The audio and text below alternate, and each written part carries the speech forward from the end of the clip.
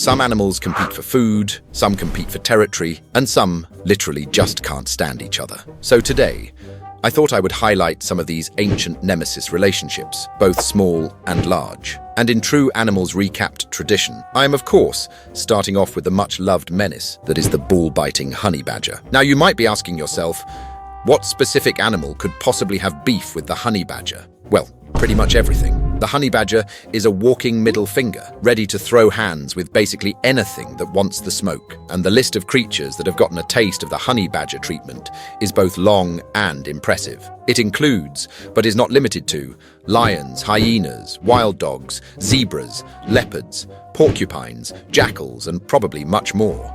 The reason they bump into so many different creatures is largely due to their massive range and what they consume.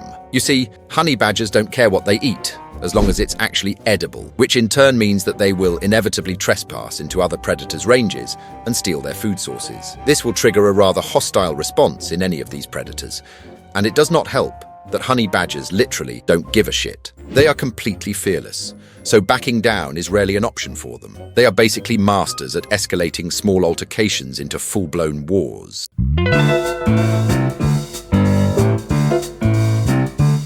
Next up, we have a rivalry that literally goes back thousands of years, namely hyenas versus lions.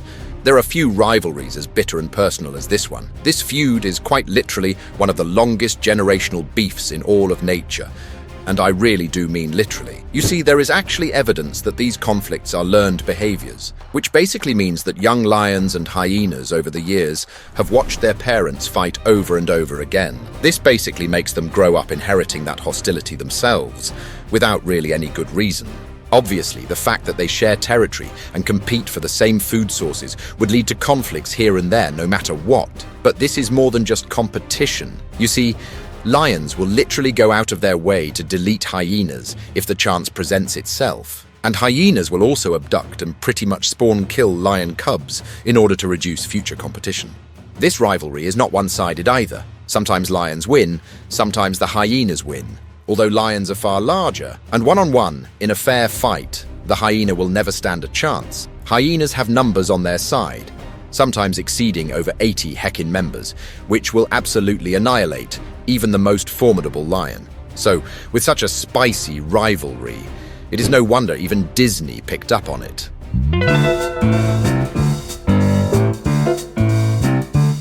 Third, we have a much smaller beef, but one that's just as deadly: the praying mantis and the spider. These two are both apex predators in their own worlds, designed to perfection at what they do, namely causing terror and taking names. And when they collide, it rarely ends peacefully. The mantis has speed, precision, and reflexes that put most insects to shame, capable of snatching prey right out of the air before it even knows what happened. The spider, on the other hand, relies on traps, patience, and strategy. It's basically the silent architect of death, turning its web into a minefield of silk. But in a straight-up fight, the mantis usually wins, striking first and ripping through its opponent with ease. The mantis is even known for simply starting to eat its victim alive, turning the whole ordeal into an extremely humiliating and rather grim experience for the opposite party. But if the mantis wanders into the spider's domain, it's game over. Once tangled, that same speed and power mean nothing. The spider will rather quickly make short work of the mantis, wrapping it up and putting it in the fridge, ready for the next dinner party. Now, if you've enjoyed the video so far, then please do honor the algorithm gods by absolutely smashing that like button, and maybe subscribe if you haven't already. It would be greatly appreciated.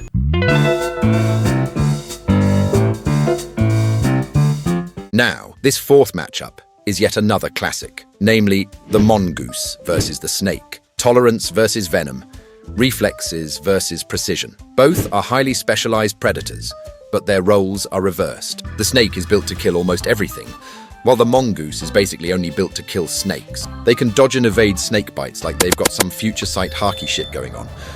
Comment down below if you got that reference. Anyways, combine that with partial immunity to venom, and you've got a creature that treats a cobra the same way a cat treats a yarn string. The snake, meanwhile, relies on intimidation, as a single strike won't really settle the match like it would with most other animals. The mongoose can tank several bites without going down, although with enough doses, it too will succumb to the snake's venom. Watching these two face off is basically like seeing evolution arm wrestle itself. One side built the perfect weapon, the other built the perfect counter. And no matter who wins, someone's leaving that fight in pieces.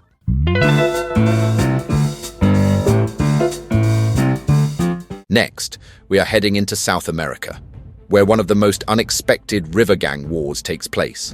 The giant river otter versus the jaguar. On paper, this shouldn't even be a contest.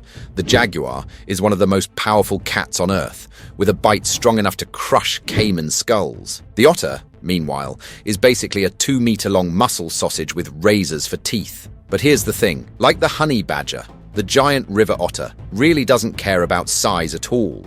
These otters live in tight family groups and will absolutely throw down if a jaguar gets too close to their territory. There are several videos of multiple otters chasing down full-grown jaguars straight out of the water, screaming the entire way. Alone, a single otter would stand no chance. But as a group, they turn into an aquatic river mafia with murder on their minds. The jaguar might rule the jungle, but in the water, it's the otters that make the rules, and they enforce them violently.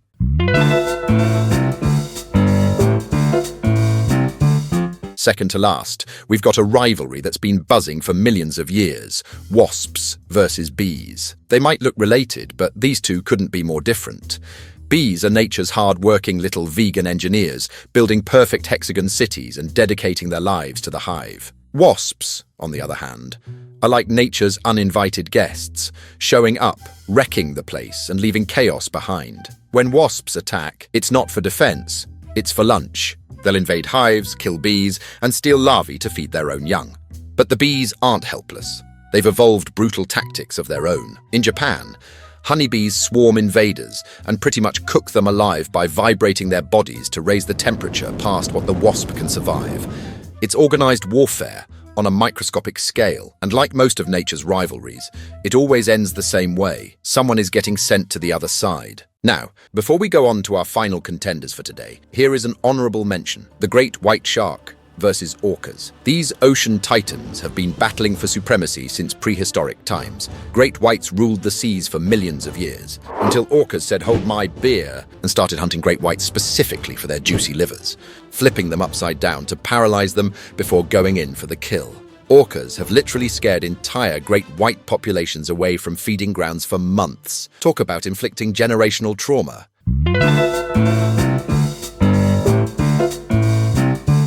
Finally, we dive beneath the surface for one of the ocean's most tactical rivalries, the moray eel versus the octopus. Both are ambush predators built for stealth and precision. The moray eel hunts by smell and surprise, striking from crevices with a horrifying double set of jaws that shoot forward to drag prey down its throat. If that fails, it performs a violent death roll to finish the job. The octopus, on the other hand, is pure adaptability. It can squeeze through any crack, vanish in a cloud of color, and use its powerful tentacles to wrap around the eel's head, suffocating it in seconds. Sometimes the eel wins, sometimes the octopus does. But one thing's certain, in this rivalry of brains versus brutality, someone's leaving in pieces. Now, if you enjoyed today's video, then I'm sure you'll enjoy some of the others on screen as well. And of course, remember to leave a like and maybe even subscribe if you haven't already. And I'll see you in the next one.